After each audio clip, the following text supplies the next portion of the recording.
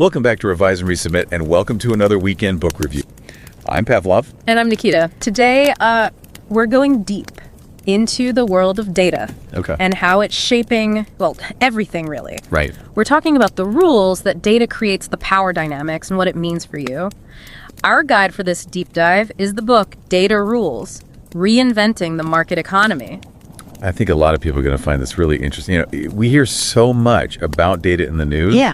But it's often kind of abstract. Yeah. This deep dive is all about bringing it down to earth, right, and showing how it impacts our everyday lives. Exactly. And I think what's fascinating about this book is it goes way back in time to show that this isn't just a Silicon Valley phenomenon. It's something that's been evolving for centuries. Absolutely. Yeah.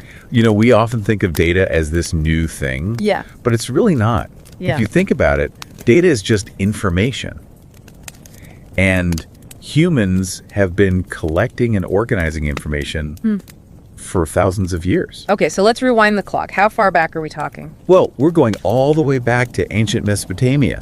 Wow. Yeah, those folks were already using clay tokens for record keeping. Clay tokens, like what we used to use at the arcade. Well, not quite like that, but you get the idea. They were using these small clay tokens to represent things like livestock or grain. It was a way to keep track of transactions and resources. So basically like an early form of accounting. Exactly. And what's even more incredible is they even had a 30-kilogram stone duck representing a talent.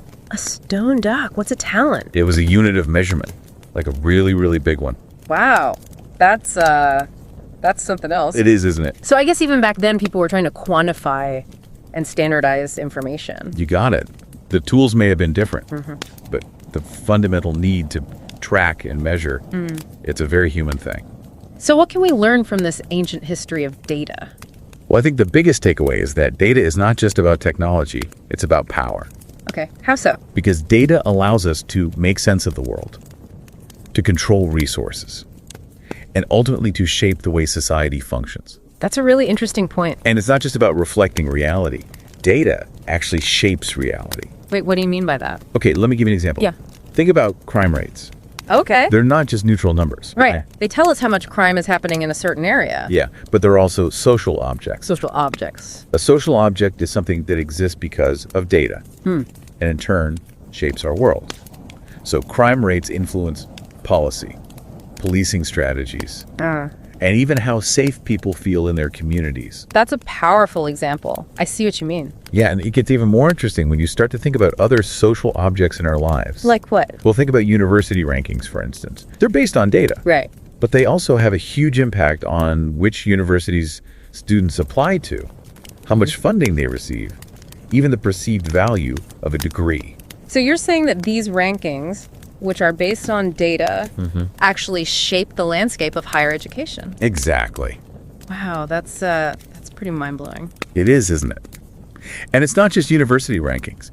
We see this pattern with credit scores, social media metrics. All these things are social objects that have a real impact on our lives. So it's not just about the data itself, it's how we interpret it, how it's presented, and ultimately how it shapes our decisions and actions. You got it. And to understand how we got here, Yeah. we have to look at the technology that made all this possible. Right, the digital revolution. Yeah. But it's not just about computing power. It's also about the ways in which data has been standardized and mechanized. So what do you mean by that? Well, think about the punch card tabulator. The punch card tabulator. Yeah, invented in the late 1800s. Yeah. This thing was surprisingly versatile. It could process census, data scientific calculations, business inventory, all using the same basic system. That's incredible. So this clunky old machine laid the groundwork for our digital world. In a way, yes. It allowed information to be standardized and exchanged quickly and efficiently, which is really the key to understanding how data flows through our economy today. Okay, so we've gone from clay tokens to punch cards. What's the next step in this data journey? Well, the next step is to understand the data life cycle. Okay, the data life cycle. Think of it as the journey that data takes, from creation to knowledge production, and finally commodification. So walk us through those stages. Okay, so first we have the creation of data. This involves recording events, observations, even thoughts and feelings, and turning them into digital bits and bytes. So basically translating our experiences into a language that computers can understand. Exactly. But even this seemingly simple translation process is shaped by human decisions. Oh, really? How so? We'll take the example of Last.fm. Last.fm, the music platform. Yeah. Even the simple act of tracking music listens involves complex choices. Like what? Like what counts as a listen? Do you have to listen to the whole song? Does listening on repeat count multiple times? These decisions shape the data itself. Interesting. Yeah, and then we move on to stage 2. Knowledge production. This is where we start to make sense of the data. We aggregate it, analyze it for patterns, and transform it into those social objects we were talking about earlier. Right, so it's like connecting the dots to reveal the bigger picture. Precisely. Okay, that makes sense. And finally, we have stage 3. Commodification. This is where data becomes a product, something that can be bought and sold. So this is where things start to get a little unsettling. Yeah, it can be. We'll delve into all that in the next part of our deep dive. Okay, looking forward to it, but first, I need a coffee break. My brain is starting to hurt. I hear you. This stuff is intense. It is, but it's also incredibly important. No argument there. And we're just getting started. Okay, so last time we were talking about the data life cycle and how data gets commodified. Right, yeah. It all sounds a bit like, well, a bit Wild Westy. It can feel that way. For sure. So are we like totally failing at regulating data? I wouldn't say failing, but there are definitely some challenges. I mean, look, we've got GDPR in Europe, the DMA, the DSA. Right. Everyone's trying to figure this out. Yeah. But one of the biggest problems is that we often start with the wrong assumptions about data. Okay, what kind of assumptions? Well, we tend to think of data as this neutral resource, like it's just out there waiting to be collected and used. But as we've seen, data is always shaped by human choices. The tools we use, the questions we ask. Right, it's not objective. Exactly. It's saying garbage in, garbage out. Exactly. If the data itself is flawed, Right. no amount of fancy algorithms can fix that. And who even controls all this data anyway? That's the million-dollar question. It often feels like a handful of giant tech companies are calling the shots. Right. They're sitting on these mountains of data, and they're using it to shape markets, influence our choices, even predict our behavior. It's kind of creepy when you think about it. It can be. But it's important to understand how this works. And that brings us to the concept of the economy of traces. Okay, the economy of traces. What's that? It's basically the idea that every interaction we have online leaves a digital footprint. Yeah. Every click, every search, even just visiting a website. All of that leaves a trace. So it's like leaving a trail of digital breadcrumbs. Yeah, and those breadcrumbs are incredibly valuable. To who? To anyone who wants to understand our behavior. Companies use these traces to target us with personalized ads, to recommend products, even to shape our entire online experience. So it's not just about targeted ads, it's about control. You got it. It feels like data has become a currency, traded and exchanged in this vast hidden marketplace. You're getting it. We have these data brokers who collect information from all sorts of sources, online purchases, loyalty programs, public records, and then they package it and sell it. To anyone who's willing to pay. Pretty much. So it's like a digital dossier on all of us. In a way, yeah. Revealing our habits, our desires, even our vulnerabilities. And most people have no idea it's even happening. That's a bit scary. It can be. So what can we do about it? That's the big question. It's a multifaceted challenge. On an individual level, we need to be more aware of what data we're sharing and how it's being used. But isn't that kind of like putting a Band-Aid on a bullet wound? I mean, don't we need bigger systemic change? Absolutely. We need stronger regulations, better privacy protections, and a fundamental shift in how we think about data as a society. Okay, so individual action plus collective effort. That's the only way forward. But we can't just shut down the data economy entirely, right? I mean, it's become so integrated into our lives. Right. Data drives innovation. It creates new opportunities. It connects us in ways that were unimaginable a few decades ago. So how do we balance the risks and the rewards? How do we ensure that data empowers us rather than enslaves us? That's the essential question. It requires us to think carefully about technological advancements, ethical considerations, and the social and economic forces at play. So it's complicated. It is. But we can't just shy away from it. We have to have these conversations. We have to challenge the status quo. And we have to demand better rules for the data-driven world we live in. I think what you're saying is that this isn't just about big tech companies or shadowy data brokers. It's about all of us. Exactly. Each of us plays a role in this data ecosystem. And the question is, are we going to be active participants? Yeah. Shaping the rules of the game?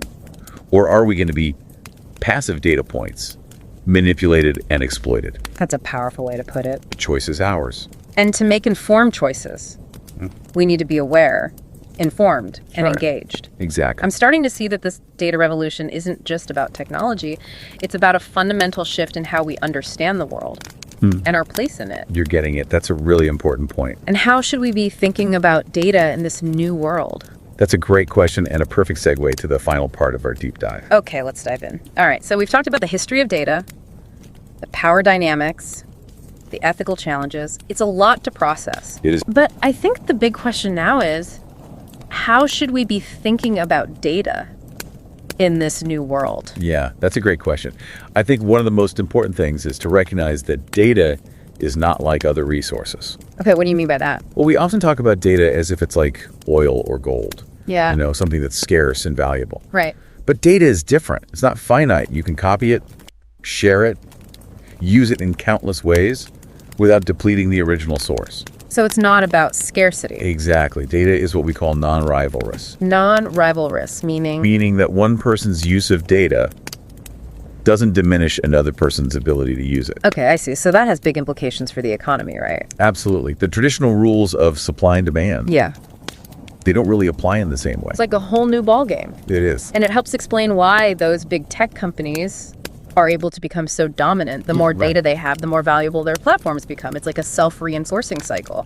Exactly. And it's not just about size. It's also about the ability to connect different data sets, to extract insights, and to create new products and services based on those insights. So the real value isn't just in the data itself. It's in the knowledge and expertise needed to make sense of it. You got it.